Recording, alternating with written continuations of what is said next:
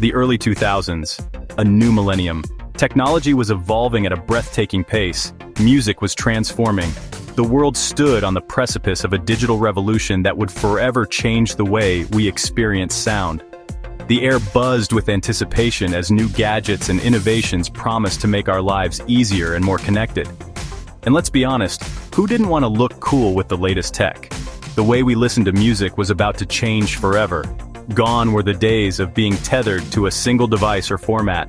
The promise of digital music was freedom. Freedom to carry thousands of songs in our pockets, to discover new artists with a click, and to share our favorite tracks with friends across the globe. And let's not forget freedom from those pesky CD scratches. Out with the old, in with the new.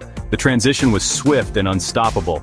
People eagerly discarded their old tech, making way for sleek new devices that promised better sound quality and more convenience. It was like a tech version of spring cleaning. No longer were we confined to bulky CD players or cassette tapes. These relics of the past were quickly becoming obsolete as digital music took center stage. The clunky, cumbersome devices of yesteryear were replaced by compact, efficient technology that fits seamlessly into our fast-paced lives. Goodbye, tangled cassette tapes. Hello, pocket-sized jukebox. The digital revolution was here. It was a time of rapid change and endless possibilities. People were downloading music at an unprecedented rate, filling their hard drives with MP3 files and exploring new software that made managing their music libraries easier than ever before. And who could forget the joy of discovering a mislabeled track? This was the era of Napster, LimeWire, and the birth of the MP3. These platforms revolutionized the way we accessed music, making it possible to find and download almost any song we could think of. It was a game changer, and the music industry would never be the same. Plus, it was a great way to test your antivirus software. Music was becoming more accessible, more portable, and more personal. For the first time, we could take our entire music collection with us wherever we went. Whether we were commuting, working out, or just relaxing at home, our favorite songs were always within reach.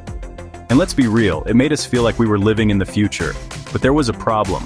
Despite the excitement and innovation, the early days of digital music were not without their challenges. Users often found themselves frustrated with the limitations and reliability issues of the first-generation MP3 players. It was like trying to fit a square peg into a round hole. The early MP3 players were clunky, unreliable, and had limited storage. Something had to change. The demand for better, more user-friendly devices was growing, and it was clear that the digital music revolution was just beginning. The stage was set for the next big leap in technology. And boy, were we ready for it. In 2001, Apple unveiled the iPod, a sleek, minimalist device that promised to revolutionize the way we listen to music. It was small enough to fit in your pocket, yet held a then staggering 5 gigabytes of music. The iPod was more than just a device. It was a cultural phenomenon. It was a fashion statement. It was a signifier of coolness. The iPod's iconic white earbuds became ubiquitous, a symbol of the digital music revolution. The iPod's success was not immediate. It was a gradual climb to the top. Apple's marketing was masterful. The iPod was positioned as a premium product, a must-have accessory for the fashion-conscious music lover.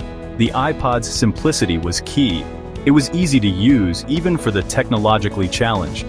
The iTunes Store, launched in 2003, provided a legal and easy way to purchase and download music.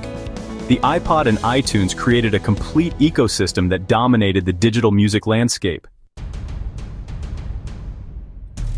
Section 4.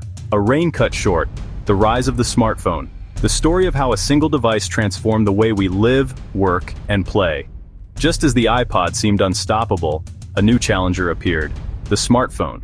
This new device promised to revolutionize not just how we listen to music, but how we communicate and access information. The iPhone, launched in 2007, combined the features of an iPod with the capabilities of a mobile phone. It was a game changer, offering a touchscreen interface, internet connectivity, and a host of applications that extended its functionality far beyond that of a traditional phone. Suddenly, the iPod seemed redundant.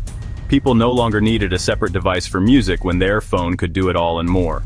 The convenience of having everything in one device was too compelling to ignore. Why carry a separate device for music when your phone could do it all?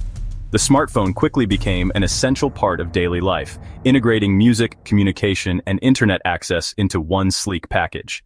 The smartphone revolution was swift and brutal. In just a few years, smartphones had become ubiquitous, changing the landscape of technology and consumer behavior forever. Other companies, like Samsung and HTC, followed suit, releasing their own smartphones with advanced music capabilities. The competition drove innovation, leading to the powerful multifunctional devices we rely on today. Section 5. The legacy of the iPod, a foundation for the future. The iPod may no longer be the king of music players, but its legacy lives on. It revolutionized the way we listen to music, making it portable and personal. Before the iPod, carrying around thousands of songs in your pocket was unimaginable. It changed the way we consume music, paving the way for streaming services like Spotify and Apple Music. These platforms owe a great deal to the iPod for setting the stage for digital music consumption. The iPod's influence can be seen in the design and functionality of countless other devices.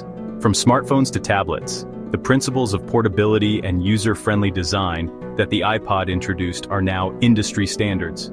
It taught us the importance of simplicity, user experience, and sleek design. These elements have become the cornerstone of modern technology, influencing not just music players but all kinds of electronic devices.